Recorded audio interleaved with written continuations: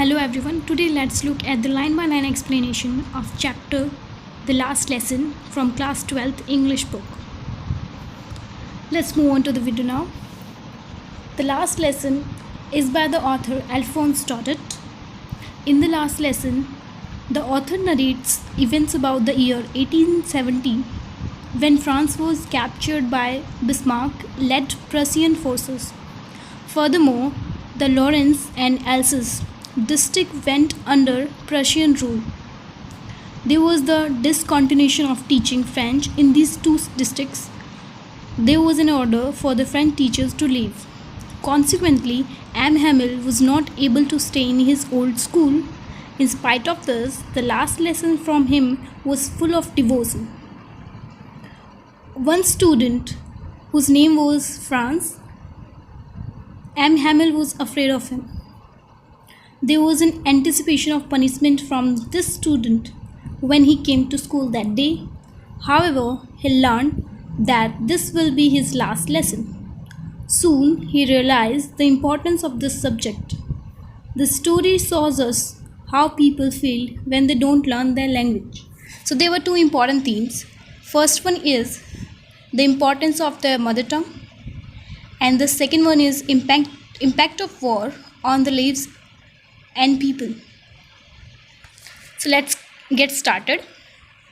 Alphonse Daudet, 1840 to 1897, was a French novelist and short story writer. जो अल्फोंस डॉडेट थे वो एक फ्रेंच नॉवलिस्ट और शॉर्ट स्टोरी राइटर थे, फ्रांसीसी नॉवलिस्ट उपन्यासकार थे और वो लघु कथाएँ लिखते थे. So he was born in 1840 and died in 1897. जो लास्ट लेसन है is set in the days of Franco-Prussian war 1870 to 71 in which France was defeated by Prussia led by Bismarck. तो जो लास्ट लेसन लिखा गया था वो उस time पे था जब फ्रांस और पर्सिया की जो वार युद्ध है वो चल रहा था और जिसमें फ्रांस को हरा दिया गया था पर्सिया के द्वारा. Prussia then consisted of what now are the nation of Germany. जब पर्सिया अब जो है वो जर्मनी, पोलैंड एंड ऑस्ट्रेलिया का पार्ट है उस टाइम पे. In this story the French district of Alsace and Lawrence have passed into Persian hand. तो इस स्टोरी में क्या होता है कि फ्रांस के दो डिस्ट्रिक्ट होते हैं, एक होता है एल्सिस और एक होता है लॉरेन, जो चले जाते हैं पर्शियन के हाथों में. Read the story to find out what effect this had on life at school. तो हम इस स्टोरी को पढ़ेंगे ये जानने के लिए कि उनके स्कूल में क्या इफ़ेक्ट हुआ, उन लोगों पे क्या प्रभाव हुआ इस सब चीज़ों का. I started for school very late that morning and was in great dread of a scolding. So मैंने उस दिन बहुत लेट हो गया था मैं उस दिन स्कूल के लिए. And in great dread of a scolding. Great dread मतलब ड्रेड होता है डर जाना किसी चीज़ से, स्कोल्डिंग होता है डांट से. तो मैं डांट से बहुत ज़्यादा डरा हुआ था उस दिन, specially because M Hamel had said that he would question us on participle. क्यों? क्योंकि जो एम हेमिल जो इसके टीचर हैं उन्होंने ये कहा था कि वो जो पार्टिसिपल्स हैं, पार्टिसिपल्स को कृदंत भी बोलते हैं, उन पे वो क्वेश्चन पूछेंगे. And I did not know the first word about them. और मुझे उनका एक वर्ड भी, एक शब्द भी उसके बारे में मालूम था ही नहीं. For a moment I thought of running away and spending the day out of door. एक क्षण के लिए, पल के लिए मैंने सोचा कि मैं आज स्कूल नहीं जाता हूँ, वहाँ से भाग जाता हूँ और जो अपना दिन है वो स्कूल से बाहर कहीं स्पेंड करता हूँ, कहीं बिताता हूँ. It was so warm, so bright. ये बहुत ज़्यादा गर्म दिन था और बहुत ही चमकीला दिन था. The birds were chirping at the edge of the woods and in the open field back of the sawmill the Persian soldiers were drilling. जो पक्षी थे वो चहचहा रहे थे पेड़ों पर. And in the open field, और खुले मैदान में, ऑफ द सॉमिल, खुले मैदान के पीछे सॉमिल होता है जो आरा मशीन होता है उसको कहते हैं. वहाँ पे जो पर्शियन सोल्जर थे, सिपाही थे, वो ड्रिलिंग करना मीन्स प्रशिक्षण करना, अभ्यास करना किसी चीज़ का. It was all much more tempting than the rule for participation. Tempting होता है लुभाना, आकर्षित करना किसी चीज़ का, सॉरी पार्टिसिपल्स. तो ये बहुत ज़्यादा लुभावना था ये सारी चीज़ें देखने में, पार्टिसिपल के रूल याद करने से ज़्यादा. But I had the strength to resist and hurried off to school. लेकिन मेरे में वो क्षमता थी कि मैं उसको अपनी जो टेम्पटेशन थी उसको रोक पाऊँ और वापस स्कूल के लिए जल्दी से जाऊँ।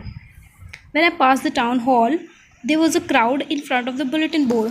बुलेटिन बोर्ड हो क्या होता है? बुलेटिन बोर्ड वो होता है जो आपके स्कूल में भी आपने देखा होगा ना, समाचार सूचना पट जहाँ पे समाचार लगे होते हैं तो उसको बोलते हैं। तो वहाँ पे जो टाउन हॉल था वहाँ के बीच में जो क्राउड मतलब भीड़ इकट्ठा हो रखी थी। For the last 2 years all our bad news had come from there. जो पिछले 2 साल से जितनी भी बुरी जो खबर थी वो वहाँ से आती थी।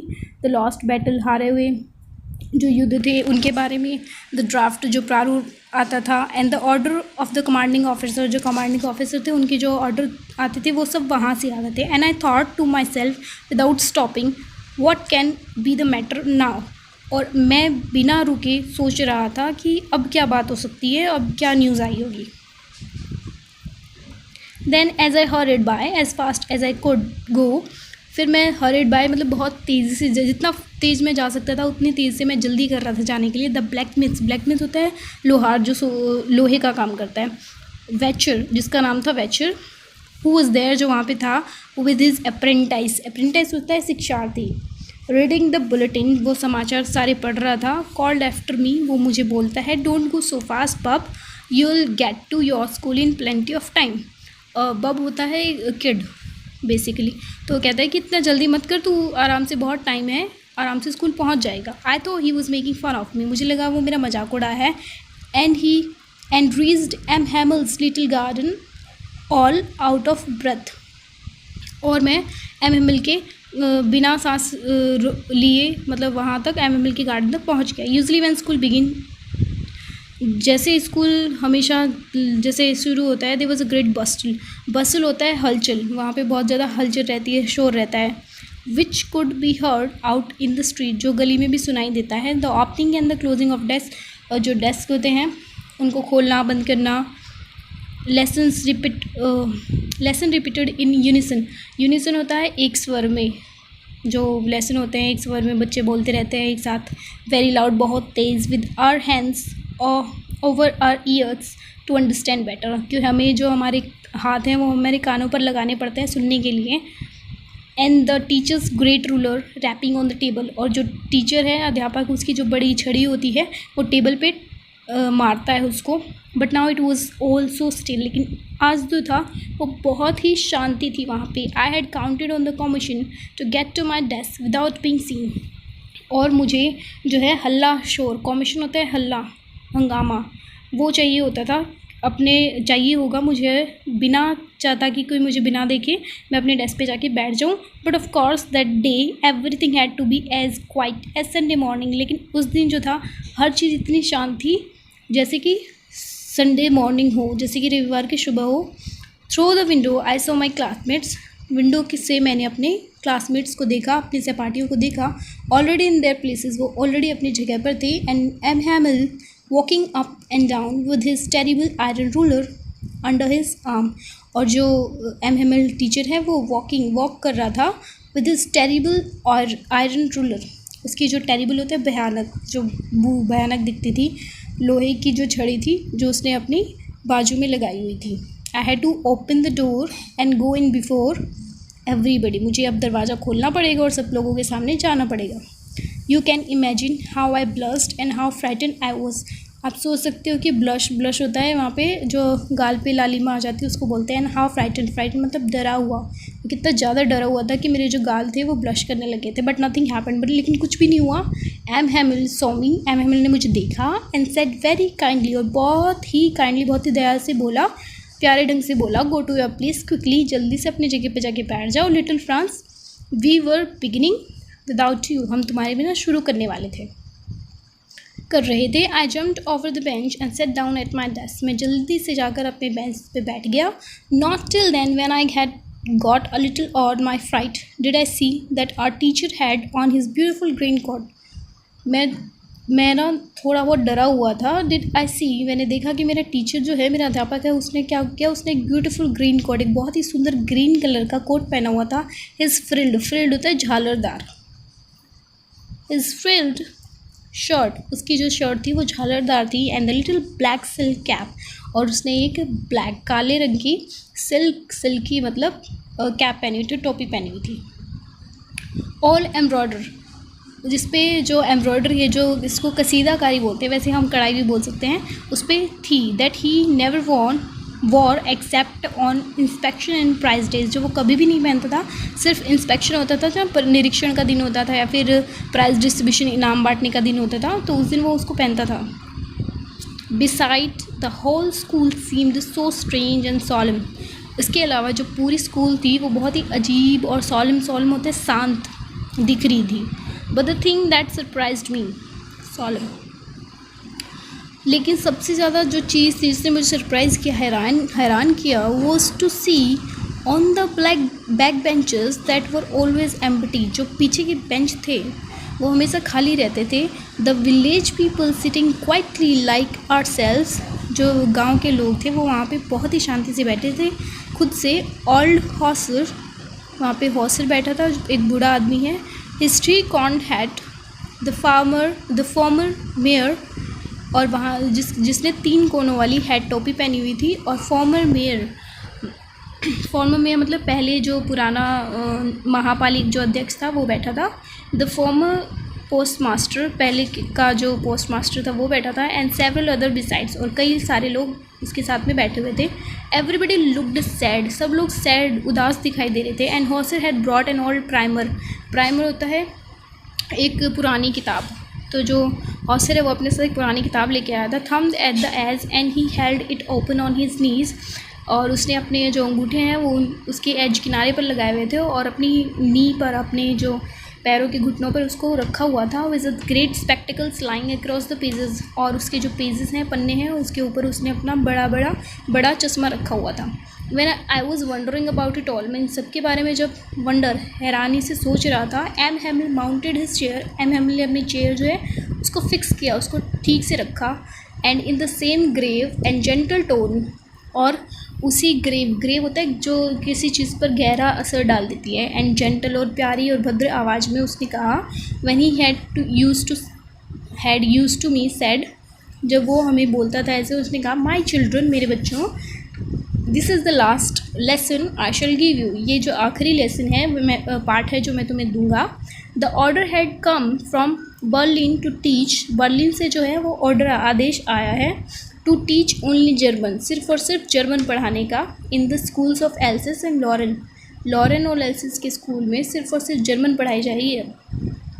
The new master comes tomorrow, कल जो है वो नया अध्यापक आ जाएगा। This is your last French lesson, ये तुम्हारा आखिरी फ्रांसीसी लेसन है। I want you to be very attentive, मैं चाहता हूँ कि तुम बहुत ही ज़्यादा ध्यानपूर्वक इस चीज़ को समझो। What a thunder clap these words were to me, thunder clap होता है जैसे बिजली की कड़क होती है ना, वैसे इन शब्दों का प्रभाव मेरे ऊपर पड़ा। ओह the wretches, that was what they had put up at the town hall. ओह, ये जो रैचेस कह सकते हैं आप, दर्द किसी चीज़ का, तो ये चीज़ थी जो टाउन हॉल में उन लोगों ने लगाई हुई थी। माई लास्ट फ्रेंच लेसन, मेरा आखिरी फ्रांस का लेसन जो मैं पढ़ रहा हूँ। Why I hardly knew how to write, why, क्यों, I hardly knew how to write, मुझे नहीं पता कि मैं कैसे, बहुत मुश्किल से जानता हूँ कि कैसे लिखते हैं। I should never learn any more, मैं और कुछ नहीं सीख सकता कभी। आई मस्ट स्टॉप देयर, मुझे यहाँ पे रुकना पड़ेगा। देन, ओह, फिर, oh how sorry I was for not learning my lesson, मैं कितना बुरा फील कर रहा हूँ कि मैंने कभी अभी अपने लेसन ठीक से नहीं पढ़े। फॉर सीकिंग बर्ड्स एग्स और going sliding on the Saar, और मैं जो है सीकिंग देखता था, क्या देखता था, बर्ड्स के एग देखता था, और स्लाइडिंग सार पे स्लाइड करता था। My books that had seen such a nuisance a while ago, मेरी जो किताबें थी जो मुझे न्यूसेंस था परेशानी, जो मेरे लिए हमेशा परेशानी का कारण थी थोड़ी देर पहले। सो हैवी टू कैरी, बहुत भारी हो गई थी उनको उठाना। My grammar and my history of the saints were old friend now that I could not give up, मेरी जो ग्रामर है, मेरी जो हिस्ट्री है, और मेरे जो पुराने दोस्त हैं, अब सब मुझे खुद देने पड़ेंगे। एंड एम हैमिल, और सबसे ज़्यादा एम हैमिल टू, वो भी the idea that he was going away, ये सोच कर कि वो जा रहा है, that I should never see him again, और मैं फिर से दोबारा उनको कभी भी नहीं देख पाऊँगा, made me forgot all about his ruler and how cranky he was. उसने मुझे बुला दिया कि उनके रूलर, उनके जो छड़ी के बारे में, और क्रैंकी मतलब वो कितने चिड़चिड़े थे, उन सब चीज़ों के बारे में मुझे बुला दिया। Poor man, it was in honor of this last lesson that he had put on his fine Sunday clothes, और पुअर मैन बेचारा इंसान, सो इसीलिए उन्होंने जो अपने संडे क्लॉथ्स, रविवार को पहनने वाले कपड़े जो हैं वो आज पहने हैं। एंड नाउ आई अंडरस्टैंड, अब मैं समझ चुका हूँ, समझ चुका हूँ, why the old man of the village was sitting there in the back of the room, की जो इस गाँव के जो सारे बूढ़े लोग हैं वो इस रूम के, इस कमरे के पीछे क्यों बैठे हुए हैं। It was because they were sorry, इसलिए क्योंकि वो बहुत ज़्यादा दुखी हैं, to that they had not gone to school more, कि वो फिर से दोबारा स्कूल नहीं आ पाएंगे। It was their way of thanking our master, ये उनका तरीका है, हमारा जो मास्टर है, हमारा जो अध्यापक है, उसको धन्यवाद बोलने का, for his 40 years of faithfulness service and of showing their respect for the country that was theirs no more. और हमारा जो फेथफुल वफ़ादारी से उन्होंने जो अपनी काम किया है उसके लिए, और उनके काम के लिए उनको रिस्पेक्ट, एक सम्मान दिखाने के लिए जो उन्होंने कंट्री को दिया है, दैट वाज देयर्स नो मोर, अब वो उनकी नहीं रहेगी, इसलिए वो यहाँ पर आए हैं। While I was thinking of all this, जब मैं इन सब चीज़ों के बारे में सोच रहा था, I heard my name called, मैंने सुना कि मेरा नाम पुकारा जा रहा है। It was my turn to recite, ये मेरा अब मेरा टर्न था, मेरी बारी थी। रिसाइट होता सुनाना, एक्सप्लेन करने की। What would I not have given to be able to say that dreadful rule for the participle all through, what would I not have given to be able to say, अब मैं कुछ भी नहीं कह सकने वाला था, कहने योग्य था, क्योंकि मुझे कुछ भी पार्टिसिपल के बारे में पता ही नहीं था। Very loud and clear and without one mistake, बिना क्लियर मतलब बिल्कुल साफ़ और बहुत तेज़, बिना किसी मिस्टेक के। But I got mixed up on the first words and stood there, लेकिन मैं वहाँ पे मैंने पहला वर्ड था उस पर मिस्टेक कर दी, और मैं वहाँ पे खड़ा रहा, holding on to my desk, मेरे डेस्क पे ही उसको पकड़ कर, माई हार्ट बीटिंग, मेरा जो दिल है वो बहुत ज़ोर से धड़क रहा था, and not daring to look up, और डेयरिंग मतलब मेरे में हिम्मत ही नहीं थी कि मैं ऊपर देख सकूँ। I heard M Hamel say to me, मैंने सुना कि एम हैमल मुझे बोल रहे हैं, आई वॉन्ट स्कोल्ड यू, मैं तुम्हें नहीं डांटूंगा, little Franz you must feel bad enough, तुम्हें खुद से ही बैड मतलब बुरा महसूस करना चाहिए। सी हाउ इट इज़, देखो ये कैसे है। Every day we have said to ourselves, वाह I have plenty of time, हर रोज़ हम दोनों जो है वो दूसरे से कहते थे, ourselves हम खुद कहते थे कि हमारे पास बहुत समय है, आई लर्न इट टुमारो, हम इसको कल पढ़ लेंगे। मैं भी तुमसे ये कहता था, और तुम भी सोचते थे कि इसको कल पढ़ लेंगे। And now you see where we have come out, और अब तुम देखो हम कहाँ आ चुके हैं। That's the great trouble with Alsace, वो कहता है कि बहुत बड़ी मुसीबत है एल्सिस के लिए। She puts of learning till tomorrow, कि हम हमेशा ये सोचते थे कि हम इसको कल पे टाल देते हैं, कल करेंगे इसको। Now those fellows out there will have, अब जो वो फेलो जो हैं वो साथी जो हैं वो हैव द राइट टू से टू यू, उनको हक है तुम्हें कहने का, हाउ इट इज़, ये कैसे है। You pretend to be Frenchman, तुम प्रिटेंड करते हो, दिखाव करते हो एक फ्रेंचमैन होने का, and yet you can neither speak nor write your own language, और तुम नहीं बोल सकते, ना लिख सकते हो ना बोल सकते हो तुम्हारी खुद की जो लैंग्वेज है वो, but you are not the worst, लेकिन तुम इतने ख़राब भी नहीं हो। पुअर लिटिल फ्रेंड्स, मेरे छोटे से प्यारे से Franz, we have all a great deal to reproach ourselves with. Reproach होता है किसी को दोष देना, ठीक है, तो वो अपने आप को दोष दे रहा था और फ्रेंच को दोष दे रहा था, क्योंकि वो दोनों काम को नहीं करते थे और उसको कल पे टाल देते थे, बट उन्हें नहीं पता था कि उनका आखिरी दिन होगा फ्रेंच पढ़ने का।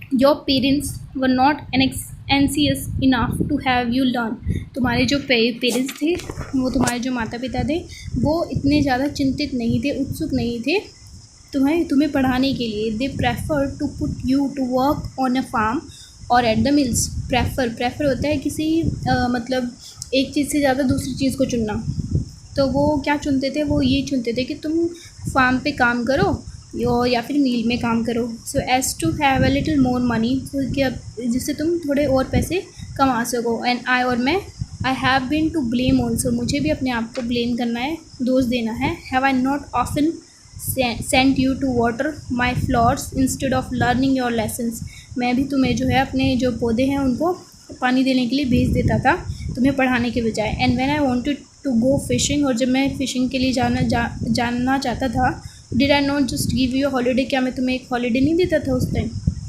छुट्टी नहीं दे देता था। Then from one thing to another, फिर एक चीज़ से दूसरी चीज़ तक। M Hamel went on to talk of the French language, M Hamel जो है वो फ्रेंच लैंग्वेज के बारे में बताते जाते हैं। Saying that it was the most beautiful, वो कहते हैं कि बहुत ही प्यारी, बहुत ही सुंदर लैंग्वेज है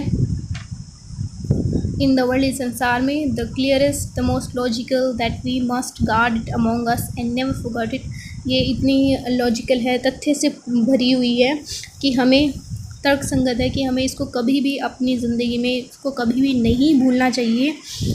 because when a people are enslaved, क्योंकि जब लोग जो है वो दास बन जाते हैं, as long as they hold fast to their language, जितना वो अपने आप अपनी लैंग्वेज को पकड़ सकते हैं, जितने अपनी लैंग्वेज को के साथ रह सकते हैं वो, it is as if they had the key to their prison, तब तक जब तक उनके पास जो अपनी प्रिजन मतलब होता है जी, प्रिजनर मतलब कैदी, कैद, उनके पास उनके कैद की जो चाबी है वो रहे। Then he open the grammar and read us our lessons, फिर उन्होंने ग्रामर का चैप्टर खोला और एक लेसन को रीड किया, पढ़ा। I was amazed to see how well I understood it, और अब मैं अमेज्ड था, हैरान था ये देखकर कि कितना अच्छे से मैं उस लेसन को समझ पा रहा हूँ। All he sad seemed so easy, जो भी वो बता रहे थे मुझे, वो सारी चीज़ें मुझे इतना ईज़िली, इतना आसानी से समझ में आ रही थी। I think too that I had never listen so carefully, अब मैं ये सोच रहा था कि मेरी ही गलती थी कि मैंने कभी वो चीज़ें ध्यान से सुनी ही नहीं। And that he had never explained everything with so much patience, और शायद उन्होंने ये चीज़ें कभी भी इतने पेशेंस से, इतने धैर्य से समझाई नहीं। इट सीम्ड ऑलमोस्ट, ये ऐसा प्रतीत हो रहा था लगभग, if the poor man wanted to give us all he knew, ये ऐसा लग रहा था कि जो पुअर मैन है, जो मतलब वो पुअर मैन एम हैमिल के लिए बोल रहा है यहाँ पे, वो जो है हमें सारी चीज़ें, जितना वो जानता था वो सारी चीज़ें बताना चाहता था, बिफोर गोइंग अवे, जाने से पहले।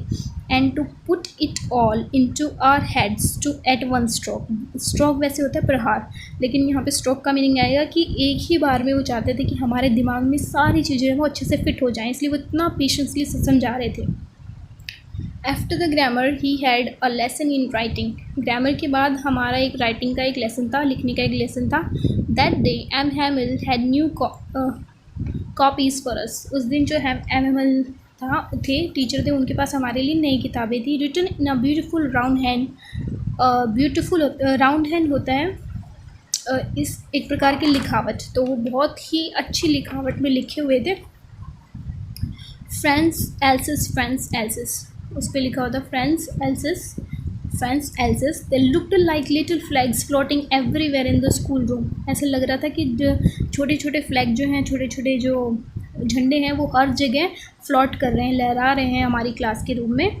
हंग from the rod at the top of a desk, और हमारी जो हमारा जो डेस्क है उसके ऊपर वहाँ पे वो आयरन एक रोड, एक तरह का जो लकड़ी का जिससे वो फ्लैग बंधा होता है, उससे वहाँ पर लटका हुआ है। You ought to have seen how everyone set to work, आपको देखना चाहिए था कि कैसे सब लोग काम कर रहे थे। And how quiet it was, और ये सब कितना शांत था, कितना स्थिर था। The only sound was the scratching of the pens over the paper, सिर्फ अगर आवाज़ किसी चीज़ की थी तो सिर्फ ये थी कि जो पेन है वो पेज पे चल रहा था, उसकी आवाज़ चल रही थी, बाकी कुछ भी नहीं था। वन सम बिटल्स फ्लू इन, बिटल्स होता है जो छोटी छोटी ड्रिंक होती है ना, जिसको मोगरी भी बोलते हैं, वो कभी कभी उड़ के आती थी अंदर क्लास में। But nobody paid any attention, लेकिन किसी ने भी कोई ध्यान नहीं दिया, अटेंशन कोई ध्यान नहीं दिया टू दैम, उनकी तरफ। नॉट इवन द लिटिलस्ट वन, किसी छोटे से भी ने भी नहीं। वो वर्क द राइट, जो काम कर रहा था, प्रेसिंग देयर फिशॉक्स, अपने फिशॉक्स के साथ उसको ठीक करने में काम कर रहा था।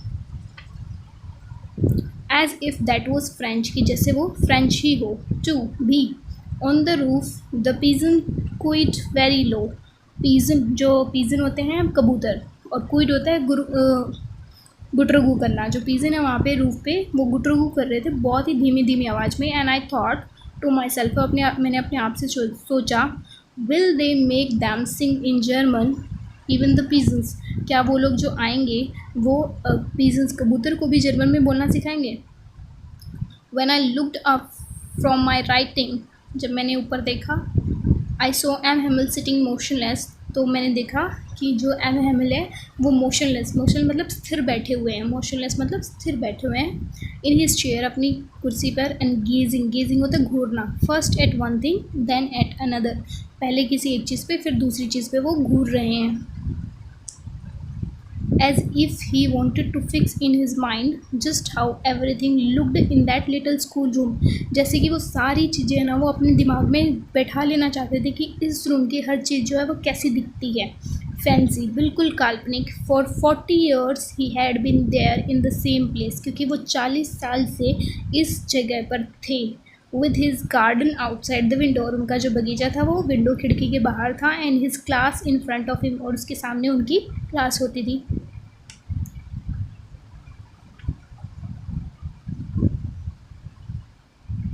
Just like that.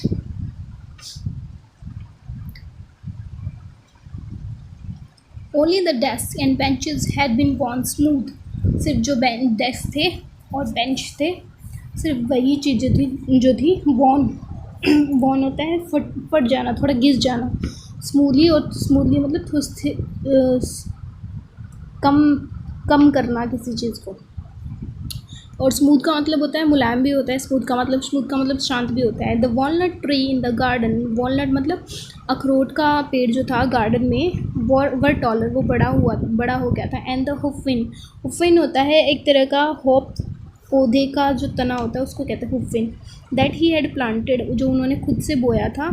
Twined about the window to the roof, twined होता है लिपट जाना, वो विंडो जो छत थी उसकी विंडो खिड़की से लिपटी हुई थी। How it must have broken his heart to leave it all, उनका दिल है ना कितना टूट गया होगा कि वो उनको सारी चीज़ें छोड़ कर जानी पड़ेंगी। पुअर मैन, बेचारा इंसान। To hear his sister moving about in the room above, जो ऊपर जो कमरा था, हमने सुना कि उनकी जो सिस्टर, उनकी बहन है, वहाँ वो जा रही थी, पैकिंग देयर ट्रंक्स, और अपने ट्रंक्स में, संदूक में सामान पैक कर रही थी। For they must leave the country next day, क्योंकि उनको अगले दिन जो है वो इस देश छोड़कर जाना पड़ेगा। But he had the courage to hear every lesson, he had the courage, उनमें साहस था, टू हेयर, सुनने का, एवरी लेसन, हर part, of the very last, अंत तक। आफ्टर द राइटिंग, लिखने के बाद, we had a lesson in history, हमें हिस्ट्री में भी एक लेसन कंप्लीट करना था। And then the babies chanted their be bo bu, और जो सारे बच्चे थे वो चैंटेड, उन्होंने जपना शुरू कर दिया, बोलना शुरू कर दिया। Down there at the back of the room, down there, वहाँ पे नीचे जो है, बैक मतलब पीछे, रूम के कमरे के पीछे, ओल्ड हॉर्स है, had put on his spectacles and, और उन्होंने अपने स्पेक्टिकल्स, अपने जो मतलब चश्मा है जो लगा लिया था, होल्डिंग हिज प्राइमर मैंने आपको बताया था जो किताब होती है उसको कहते हैं, वो अपने दोनों हाथों में उनको पकड़ा हुआ था। Spelled the letters with them, और वो उन जो लेटर लिखे हुए हैं उस बुक पे उनको पढ़ रहे थे। यू कुड सी दैट, आप देख सकते थे कि ही टू, वो भी वॉज क्राइंग, रो रहे थे।